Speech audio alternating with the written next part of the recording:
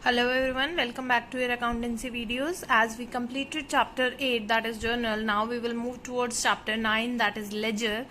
After preparation of journal only, we can prepare ledger because it is the next book. So a ledger may be defined as a book which contains a summary or in a summarized and classified form a permanent record of all the transaction. जब हम transactions को individually record कर रहे थे for the first time it was journal, but अब हम उनकी एक समरी फॉर्म कर रहे हैं कि जो एक पर्टिकुलर अकाउंट की मैं बात करूंगी उससे रिलेटेड सारी ट्रांजेक्शन मुझे एक सेपरेट अकाउंट में लिखनी है. उस सेपरेट अकाउंट को हम क्या बोलेंगे? Ledger preparation. So features of ledger are it is prepared from journal. It is the master record of all the documents.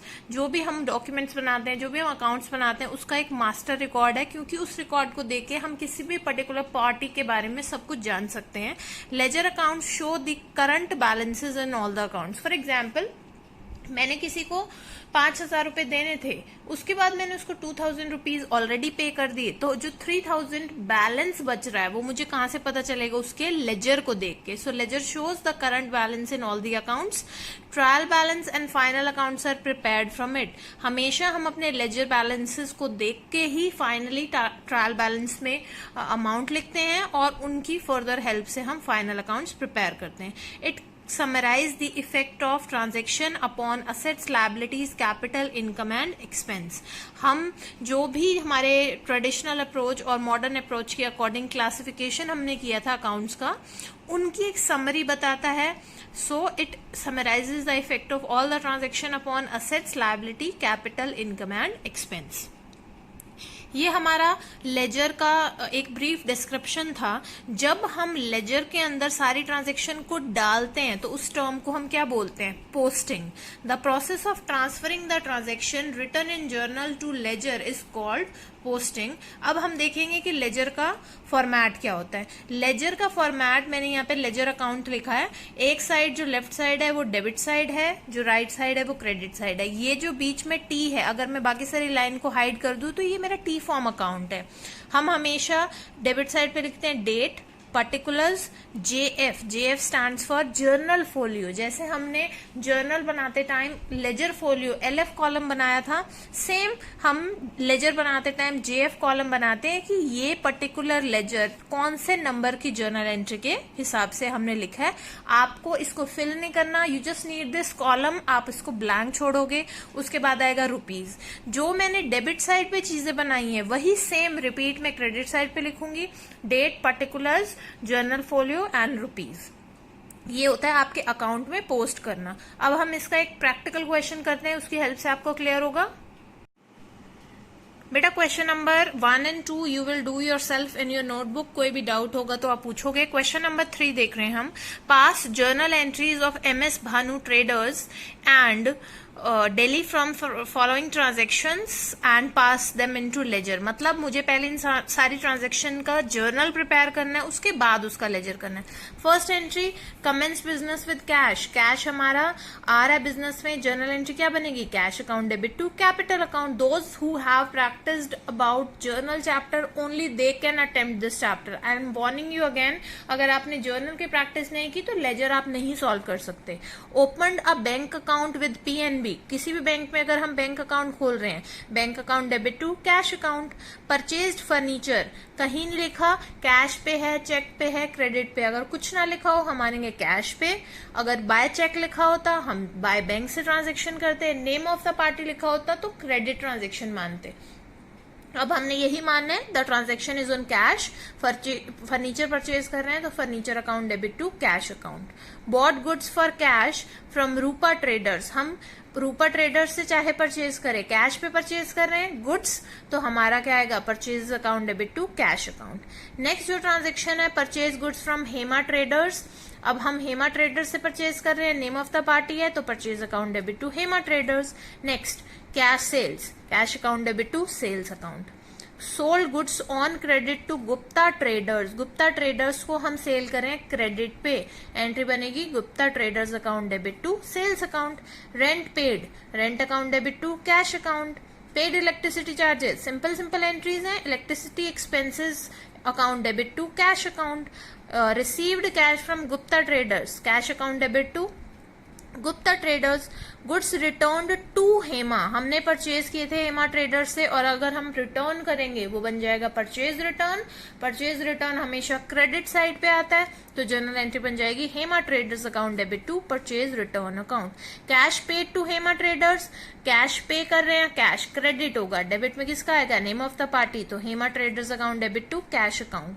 Bot postage stamp, जब भी आप पोस्टेज स्टैम्प की बात करोगे, पेंसिल्स परचेज कर रहे हो, पेन्स परचेज कर रहे हो, तो हमें उनको उस सेपरेट नाम से नहीं दिखाना, इसको हम स्टेशनरी मानते हैं, तो हम लिखेंगे stationery account debit to cash account. Paid salary to Mohan, हम चाहे मोहन का नाम दे रहे हैं, but salary being your expense, whomsoever you have paid it, आप किसी को भी पे कर रहे हो, बट आपको यहाँ पे एक्सपेंस दिखाना है, नेम ऑफ द पार्टी नहीं दिखाना, तो हम यहाँ पे एंट्री करेंगे salary account debit to cash account. सबसे पहले जर्नल प्रिपेयर कर रहे हैं। जर्नल में क्या लिखते हैं, सबसे पहले in the books of MS Bhanu traders, word लिखेंगे journal, date, particulars, ledger folio, debit rupees, credit rupees.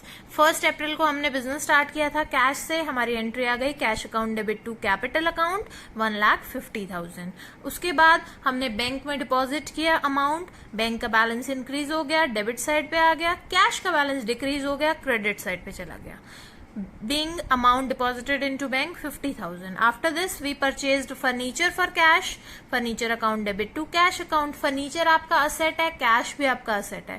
Furniture purchase किया, increase in asset is debited.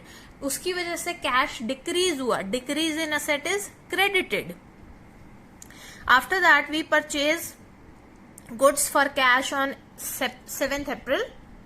Purchase account debit to cash account. Cash पे purchase किया तो cash का नाम आया, name of the party आएगा। अगर हम क्रेडिट पे परचेज कर रहे हैं अप्रैल 8 को, purchase account debit to Hema traders account. 10th April को हमने सेल की थी, cash account debit to sales account, being goods sold for cash. After that on April 14 Gupta traders account debit to sales account, हमने goods sale किए हैं credit पे। After this, electricity expenses account debit to cash account, being electricity expenses paid. कोई भी expense होगा, expenses are debited always, debit side पे लिखा, उसकी वजह से हमारा कैश कम हो रहा है, decrease in asset is credited, हमने क्रेडिट साइड पे लिख दिया कैश को। After that amount was receive from Gupta traders, Gupta traders हमारे डेटर्स थे, हम डेटर्स से अमाउंट रिसीव कर रहे हैं, कैश आ गया, कैश को डेबिट कर दिया, decrease in debtor is credited और गुप्ता ट्रेडर्स को क्रेडिट कर दिया। उसके बाद हमने हेमा ट्रेडर्स से परचेज किए हुए थे गुड्स, तो रिटर्न करते टाइम परचेज रिटर्न को क्रेडिट कर दिया, हेमा ट्रेडर्स को डेबिट कर दिया। After that Hema traders were paid, हम उनको पे कर रहे हैं कैश पे, तो हमारा कैश जाएगा, कैश आ गया क्रेडिट साइड पे। हेमा ट्रेडर्स हमारे क्रेडिटर्स थे, जब हम क्रेडिटर्स को पे कर देंगे decrease in liability will be debited always, तो डेबिट साइड पे हमने लिख दिया। After that stamps were purchase, postage stamp जो कि स्टेशनरी का पार्ट है, आप कभी भी पोस्टेज स्टैम्प नाम यूज नहीं करोगे, वो एंट्री आपकी गलत मानी जाएगी, हम हमेशा स्टेशनरी के नाम से एंट्री करेंगे। और सैलरी मोहन को पे की, तब भी वो हमारे लिए खर्चा ही है, एक्सपेंस है, salary account debit to cash account. This was all about journal, ये हम चैप्टर 8 में करके आ रहे हैं। अब चैप्टर 9 को करने के लिए आपको लेजर्स प्रिपेयर करने हैं। हमें लेजर्स कैसे प्रिपेयर करने हैं, जो भी अकाउंट्स हैं, जैसे कि यहाँ पे क्या था, सैलरी अकाउंट था, कैश अकाउंट था, मुझे इन दोनों का अकाउंट बनाना है। यहाँ पे क्या था, स्टेशनरी अकाउंट था, कैश अकाउंट था, कैश अकाउंट तो मैं बना चुकी हूँ, मुझे बार बार नहीं बनाने, मेरे को एक समरी बनानी है, मतलब कैश से रिलेटेड जितनी भी ट्रांजेक्शन है मैं एक ही अकाउंट में डालूंगी, स्टेशनरी से रिलेटेड जितनी भी ट्रांजैक्शन है हम एक ही अकाउंट में डालेंगे। इस तरीके से आप यहाँ पे देखो, सैलरी बना रहे हो, कैश बना रहे हो, कैश बन चुके दोबारा नहीं बनाना, स्टेशनरी बनाना है, कैश बन चुके दोबारा नहीं बनाना, हेमा ट्रेडर्स बनाना है, हेमा ट्रेडर्स बन चुका है, परचेज रिटर्न बनाना है, यहाँ पे कैश बन चुका है तो गुप्ता ट्रेडर्स बनाना है, यहाँ पे कैश बन चुका है, इलेक्ट्रिसिटी एक्सपेंस बनाना है। इस तरीके से आप अपनी जर्नल एंट्रीज को गो थ्रू करोगे और उनके अकाउंट्स प्रिपेयर कर लोगे। अब ये देखो, मैंने कैश का अकाउंट बना दिया, डेबिट साइड है ये मेरी, क्रेडिट साइड है, date particulars journal folio rupees, date particulars journal folio rupees. हमने देखा था 1 अप्रैल को हमारा एंट्री बन रही थी cash account debit to capital account, यानी कि कैश अकाउंट की डेबिट साइड पे मुझे यहां पे एंट्री करनी है। जिस अकाउंट की आप जिस भी साइड पे एंट्री कर रहे हो, लिखते टाइम अगर हम डेबिट साइड पे एंट्री कर रहे हैं तो वर्ड आता है टू, अगर क्रेडिट साइड पे एंट्री कर रहे हैं तो वर्ड आता है बाय। ये वर्ड जो हैं ऑप्शनल हो चुके हैं, आप सीधा उस पार्टी का नाम भी लिख सकते हो या टू और बाय वर्ड भी लिख सकते हो, ये आपकी चॉइस है। जैसे मैंने बोला कैश अकाउंट डेबिट, यानी कि कैश अकाउंट डेबिट साइड पे मैं लिख दूंगी अपोजिट अकाउंट का नाम। अपोजिट अकाउंट क्या था? कैपिटल अकाउंट, तो मैंने लिख दिया to capital account. Capital account में 1,50,000 का अमाउंट गया था, कौन सी? 1 अप्रैल को। नेक्स्ट पॉइंट हमने देखा था open the bank account with PNB. हमारी जर्नल एंट्री क्या बन रही थी? Bank account debit to cash account. To cash account मतलब कैश अकाउंट क्रेडिट हो रहा था और आप इसको कैश अकाउंट की क्रेडिट साइड पे लिखोगे, और हमें लिखना किसका है? अपोजिट का। कैश अकाउंट में कभी भी कैश अकाउंट नहीं लिखते, हम उसके अपोजिट अकाउंट का नाम लिखते हैं। जैसे कि यहाँ पे अपोजिट अकाउंट क्या था? बैंक अकाउंट, तो मैंने लिखा बाय बैंक अकाउंट 50,000 और डेट डाल दी 2 अप्रैल। अब मैं आपको अकाउंट्स की डबल एंट्री सिखा रही हूं। ये तो मैंने अकाउंट कैश अकाउंट उठाया, उसके अंदर एंट्री कर दी, पर हमें अकाउंट्स में साथ साथ एंट्री करनी पड़ती है, because every transaction has dual aspect, one is to be debited and another is to be credited. जब मैंने बोला cash account debit to capital account, यानी कि कैपिटल अकाउंट क्रेडिट हो रहा है, तो मैं कैपिटल अकाउंट की क्रेडिट साइड पे नाम लिख दूंगी कैश का। मैंने लिख दिया by cash account 1,50,000 1 April. Similarly हमने जो बैंक की एंट्री की थी, हमारी 2 अप्रैल की एंट्री में क्या था? Bank account debit to cash account, यानी कि आप बैंक अकाउंट प्रिपेयर करते टाइम उसकी डेबिट साइड पे लिखोगे bank account debit to cash account 2 April 50,000। अब हमने क्या देखा? जो ये आपकी फर्स्ट वाली एंट्री थी जिसमें हमने कैपिटल का नाम लिखा था 1,50,000 कैश अकाउंट की डेबिट साइड पे, आप जब कैपिटल अकाउंट पे जाओगे तो ये क्रॉस एंट्री हो रही होगी। कैपिटल अकाउंट पे आए, देखा हमने क्रॉस एंट्री, उसकी एंट्री लेफ्ट साइड पे थी, इसकी एंट्री राइट साइड पे आ गई। सेम वेज सेकेंड एंट्री में था bank account debit to cash account. Bank account की तो डेबिट साइड पे आया है, बट कैश अकाउंट की क्रेडिट साइड पे आया। हमने क्रॉस एंट्री की, इस एंट्री में बैंक की डेबिट साइड यानी लेफ्ट साइड पे आया और कैश की राइट साइड यानी कि क्रेडिट साइड पे आया। नेक्स्ट पॉइंट पे हमने देखा था परचेज्ड फर्नीचर, ये तो एंट्री बनी थी हमारी फर्नीचर अकाउंट डेबिट, तो अब हम फर्नीचर अकाउंट की डेबिट साइड पे चले जाएंगे और अपोजिट अकाउंट का नाम लिख देंगे। टू कैश अकाउंट था तो हमने लिख दिया 3 अप्रैल कैश अकाउंट और अमाउंट लिख दिया 20,000। अब दोबारा से दूसरे अकाउंट में भी तो इसकी रिकॉर्डिंग होगी। फर्नीचर अकाउंट में कैश अकाउंट का नाम गया है तो कैश अकाउंट में फर्नीचर का नाम जाएगा और एंट्री क्रॉस में होगी। जब इसकी लेफ्ट साइड आई तो इसकी राइट साइड आ जाएगी। By furniture account 20,000। Next point bought goods for cash from Rupa traders. हमारी एंट्री बनी थी purchase account debit to cash account, यानी कि कैश अकाउंट अगेन क्रेडिट हो रहा है, किसकी वजह से? परचेजेस की वजह से, तो हमने लिखा बाय परचेजेस अकाउंट 7 अप्रैल और हमारा अमाउंट है 30,000। अब मैंने ये एंट्री कहाँ पे की है? कैश अकाउंट की क्रेडिट साइड पे, तो मुझे इसकी दूसरी एंट्री कहाँ करनी पड़ेगी? परचेज अकाउंट की डेबिट। तो मैं परचेज अकाउंट पे चली गई, परचेज अकाउंट की डेबिट साइड पे मैंने क्या लिखना है? टू कैश अकाउंट 7 अप्रैल और अमाउंट 30,000। नेक्स्ट पॉइंट है purchase goods from Hema traders. आप दोबारा से परचेज कर रहे हो, अब आप कर रहे हो क्रेडिट पे। एंट्री क्या बनी थी? Purchase account debit to Hema traders, यानी कि परचेज अकाउंट की डेबिट साइड पे आप लिख दोगे टू हेमा ट्रेडर्स और अमाउंट लिख दोगे 42,000, डेट लिख दोगे 8 अप्रैल। अब आपने परचेज अकाउंट की डेबिट साइड पे लिखी है तो हेमा ट्रेडर्स की कौन सी साइड पे जाएगा, क्रेडिट साइड पे। हेमा ट्रेडर्स की क्रेडिट साइड पे अब वो सेम एंट्री करनी है हमने, कौन सी डेट को, 8 अप्रैल को। हमने 8 अप्रैल पे अपोजिट अकाउंट यानी कि परचेजेस का नाम लिखना है, बाय परचेजेस अकाउंट, अमाउंट आ जाएगा 42,000। इस तरीके से आप क्रॉस एंट्री करते जा रहे हो।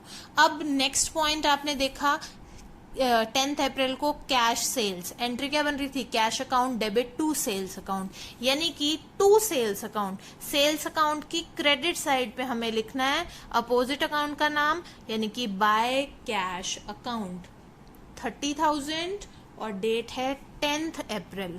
जब सेल्स अकाउंट की क्रेडिट साइड पे एंट्री गई तो कैश अकाउंट की कौन सी साइड पे जाएगी, डेबिट साइड पे। कैश अकाउंट पे चले गए और उसकी डेबिट साइड पे हमने लिख दिया टू सेल्स अकाउंट 10 अप्रैल और अमाउंट लिख देंगे 30,000। Next is sold goods on credit to Gupta trader. Sold goods to Gupta traders, तो हमारी एंट्री क्या बनी थी, Gupta traders account debit to sales account. तो गुप्ता ट्रेडर्स अकाउंट की डेबिट साइड पे आप लिखोगे टू सेल्स अकाउंट 14 अप्रैल और अमाउंट लिख देंगे 12,000। गुप्ता ट्रेडर्स अकाउंट की डेबिट साइड पे आया तो सेल्स अकाउंट की कौन सी साइड पे जाएगा, क्रेडिट साइड पे। अब हम दोबारा से सेल्स अकाउंट पे जाएंगे और उसकी क्रेडिट साइड पे लिख देंगे by Gupta traders 14 April 12,000। Next point is rent paid. Rent paid की एंट्री क्या बनी थी, rent account debit to cash account. तो आप रेंट अकाउंट में जाओगे, रेंट अकाउंट की डेबिट साइड पे लिखोगे टू कैश अकाउंट। हम कोई भी एक्सपेंस है वो हमेशा डेबिट साइड पे लिखते हैं। हमने रेंट पेड की एंट्री कर दी डेबिट साइड पे, 4,000 का अमाउंट लिख दिया और डेट कॉलम में लिख दिया 16 अप्रैल। अब आपको डबल एंट्री करनी है। डबल एंट्री करते टाइम आपने देखा रेंट अकाउंट की डेबिट साइड पे आया है तो कैश अकाउंट की क्रेडिट साइड पे जाएगा। तो आप कैश अकाउंट पे जाओगे वापस, उसकी क्रेडिट साइड पे लिख दोगे 16 अप्रैल बाय रेंट अकाउंट 4,000। इसी तरीके से आप बाकी की एंट्रीज करोगे। Electricity expense account debit to cash account, तो इलेक्ट्रिसिटी एक्सपेंस अकाउंट की डेबिट साइड पे हमने लिखना है कैश अकाउंट और कैश अकाउंट की क्रेडिट साइड पे लिखना है हमने by electricity expenses. After this receive cash from Gupta traders, cash account debit to Gupta traders 12,000। Same ways अगर हम गुप्ता ट्रेडर्स का अकाउंट देखें तो गुप्ता ट्रेडर्स के अकाउंट में क्रेडिट साइड पे चला जाएगा बाय कैश अकाउंट 12,000। इस तरीके से हमने अपनी सारी एंट्रीज को पहले तो पोस्ट करना है। I post all the entries, आपको यहां से देखना है। उसके बाद मैं आपको एक चीज सिखा रही हूँ, अकाउंट को क्लोज करना। जैसे मेरे पास हेमा ट्रेडर्स का अकाउंट था, मैंने अपनी एंट्री सारी लिख ली। To purchase return account 2,000, 40,000 by purchase account. मेरा यहाँ पे दोनों साइड्स का टोटल क्या आ रहा है, 42,000। तो मैंने लिख दिया 42,000 और इधर भी 42,000 टोटल करके और उसके नीचे लगा दी डबल लाइंस। डबल लाइंस लगाने का मतलब होता है अकाउंट को क्लोज करना। गुप्ता ट्रेडर्स के पास गए, 12,000 का था, इधर भी 12,000 था, लिखा दोनों जगह, दोनों साइड डबल लाइंस लगा दी। But in case the sides do not match, जैसे कि सैलरी अकाउंट में आ रहा है। सैलरी अकाउंट में क्या आ रहा था, डेबिट साइड पे आ रहा था टू कैश अकाउंट 4,000 और क्रेडिट साइड पे कुछ भी नहीं आ रहा था। हम अपने अकाउंट को हमेशा बैलेंस करते हैं।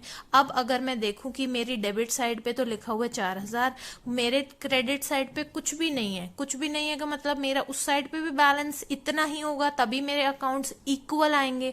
तो मैंने वहां पे वर्ड यूज करना है balance carried down, C/D। Carried down का मतलब है कि ये मेरा महीने के एंड में बैलेंस बच रहा है। तो मैंने मंथ की एंड डेट डाली, लिखी 30 अप्रैल और फिर उसके बाद लिखा बाय बैलेंस कैरेड डाउन 4,000। एक मंथ के एंड में जो बचता है बैलेंस, वही बैलेंस अगले मंथ की बिगिनिंग में लेके जाया जाता है।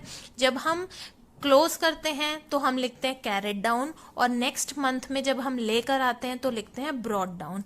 एक मंथ का कैरेट डाउन अगर क्रेडिट साइड पे आ रहा है तो हम क्रॉस एंट्री करके उसको अगले मंथ में लेकर जाएंगे और वर्ड यूज करेंगे ब्रॉट डाउन, और नेक्स्ट मंथ की फर्स्ट डेट जो होगी वो डालेंगे। जैसे हम अप्रैल की बात कर रहे थे, हम सारे अकाउंट्स क्लोज करते टाइम 30 अप्रैल लिखेंगे कैरेट डाउन के टाइम पे, और ब्रॉट डाउन के टाइम पे वर्ड यूज करेंगे brought down and date first of next month.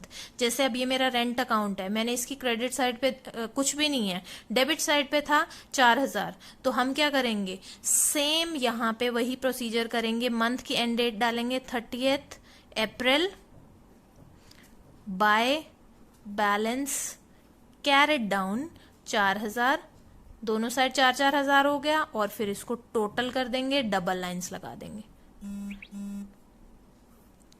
Double lines लगाई हमने 4000 की, उसके बाद आपने यही बैलेंस आगे लेकर जाना है, और फर्स्ट मई की डेट लिखेंगे, to balance brought down. To balance brought down में 4000 का हमारा बैलेंस आ गया।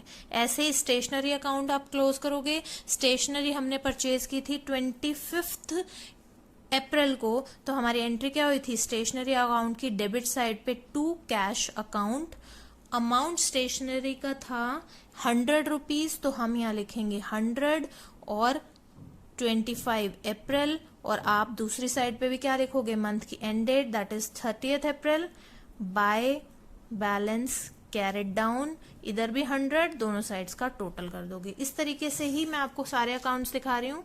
परचेज अकाउंट डेबिट टोटल किया, इस साइड का आ रहा था 72,000, उसको मैंने दूसरी साइड पे भी लिख दिया कैरेट डाउन करके मंथ की एंड डेट के साथ, और वो नेक्स्ट मंथ में आ गया फर्स्ट में to balance brought down. Sales account को क्लोज करते टाइम देखा, डेबिट साइड पे कुछ भी नहीं था, क्रेडिट साइड पे था 42,000, क्लोज किया, सेम अमाउंट मेरा कैरेट डाउन बन गया और क्लोज कर दिया। परचेज रिटर्न के टाइम पे भी सेम चीज, बट जब मैं अपना कैश अकाउंट क्लोज कर रही थी, मैंने अपने कैश अकाउंट की दोनों साइड्स पे अमाउंट देखे। मैंने देखा कि डेबिट साइड पे टोटल करने पे आ रहा है मेरा 1,92,000, क्रेडिट साइड का टोटल अगर मैं करूं 50,000 प्लस 20 70,000, 70 प्लस 30 1 लाख, और मेरा ये टोटल बन रहा था 1,05,000। ऑब्वियस सी चीज क्या है कि ये साइड बड़ी है और ये साइड छोटी है, मुझे क्या करना है, दोनों साइड्स का टोटल सेम लाना है। तो जो भी बड़ा अमाउंट होगा हम डबल लाइंस के अंदर उसी को लिखेंगे, और उसकी अपोजिट साइड पे जितना डिफरेंस है वो डिडक्ट करके लिख देंगे।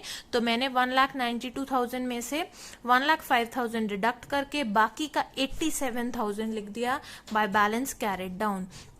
ये मंथ की एंड डेट पे 30 अप्रैल को आया है, उसी को ही हम कैरी करके लेकर जाएंगे और लिखेंगे brought down with first day of month, first मई के to balance brought down. Brought down पे डेट आएगी अब, और अमाउंट आएगा 87,000। फर्नीचर अकाउंट पे डेबिट साइड पे था, क्रेडिट साइड पे कुछ नहीं था, तो सेम बैलेंस। कैपिटल अकाउंट की क्रेडिट साइड पे था 1,50,000, डेबिट साइड पे कुछ नहीं था, carried down. Same ways bank account हमने क्लोज किया, इलेक्ट्रिसिटी एक्सपेंसेस अकाउंट क्लोज किया, bye balance carried down 1 lakh, और यही हमारा मंथ की नेक्स्ट डेट पे आ जाएगा फर्स्ट में to balance brought down, amount 1,000. In this way you will close the accounts. In my Zoom class I'll check question number 1 and 2 from your notebook, और सबने question वो वाला किया होना चाहिए, और आप जो भी डाउट्स होंगे उसके रिगार्डिंग पूछोगे। This question you can do this from this video.